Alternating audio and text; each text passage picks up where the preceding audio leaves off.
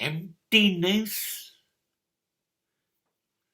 is really an art of life.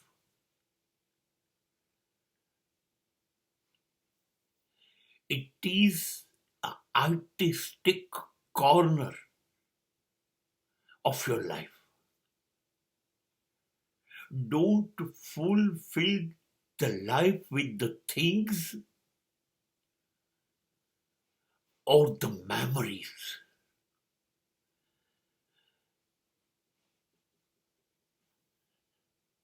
Be empty and be artist. ખાલી થઈ જાઓ ને, ભરેલા ના રહો. જેમ જેમ ખાલી થતા જવું એટલે છોડતા જવું. જેમ છૂટશે એમ જિંદગી નિર્ભાર ભાર વગરની બની જશે. પણ થાય છે એવું કે પકડી રાખવાની જીદ પણ છે, સ્વભાવ પણ છે, અને માણસને ખબર નથી. બહુ જ ગમે છે, આ તો બહુ મહત્વનું છે, આ તો કાલે કામ આવી શકે, સાચવીએ તો આમાં ઉપયોગમાં લઈશું. પકડી જ રાખે છે જૂની વસ્તુઓ કે જૂની યાદો. અને આ બંનેનો સ્વભાવ છે. જૂની વસ્તુઓ પણ તમારી પર રાજ કરવા માંડે, અને ભૂતકાળની જૂની યાદો પણ તમારી પર રાજ કરવા માંડે. આજે જૂની વસ્તુઓને યાદો જે છે એ તો ગઈકાલ થઈ ગઈ.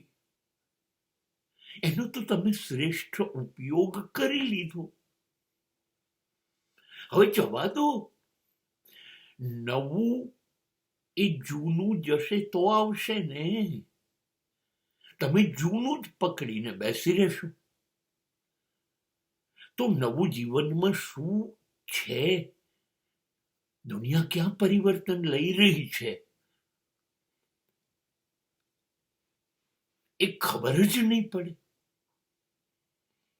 એ પછી જૂની જીવન પદ્ધતિ હોય, જૂની વિચારધારાઓ હોય, જૂના વ્યક્તિની યાદો હોય, કે ફર્નિચર હોય, ગાડી હોય, વસ્તુઓ હોય. અરે બધાને જવા દો.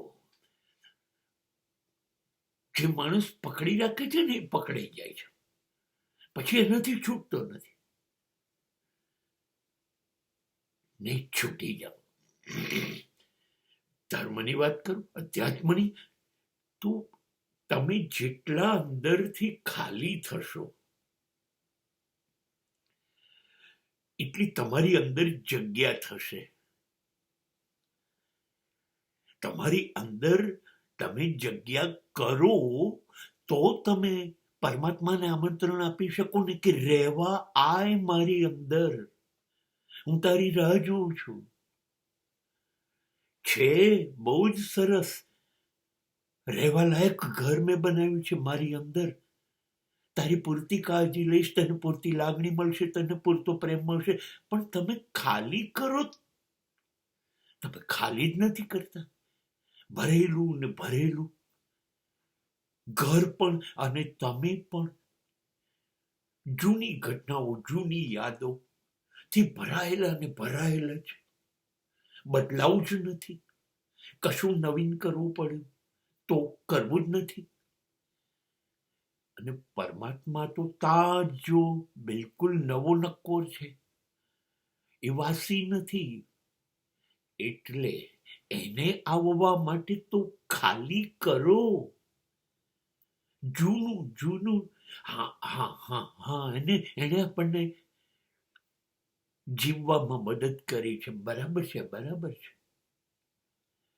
પણ હવે જો એનાથી સારું કશુંક મળતું હોય તો નવી વસ્તુ સ્વીકારો અને જૂની વસ્તુનો આભાર માનો કે ત્યાં આટલું વખત અમારી સેવા બજાવી, અમારી જિંદગીને સુંદર બનાવી.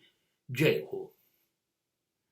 જો તમે ખાલી થતા જશો, જૂની વસ્તુઓ છોડતા જશો, નવી વસ્તુ સ્વીકારતા જશો, તો હું ખાતરી આપું છું આવતીકાલ તમારી અદ્ભુત હશે.